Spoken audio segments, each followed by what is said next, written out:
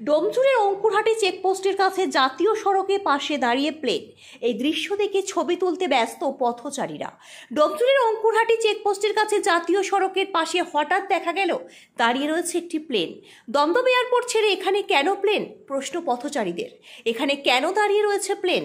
যদিও কোথাও নিয়ে যাওয়া হচ্ছে সেই খবর কেউ দিতে পারল না। আর এই দৃশ্য দেখে এলাকার মানুষ থেকে শুরু করে পথচারীরাও ছবি ভিডিও তুলতে ব্যস্ত।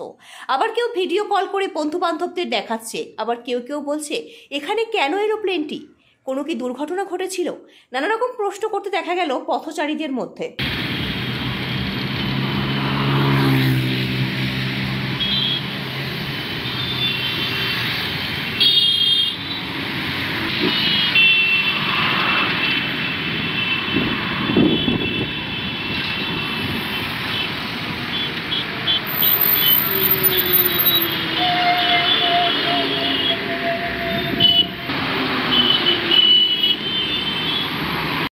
সারাদিনের তাজা খবর বিশদে জানতে নজর রাখুন বেঙ্গল টিভি নিউজের পর্দায়।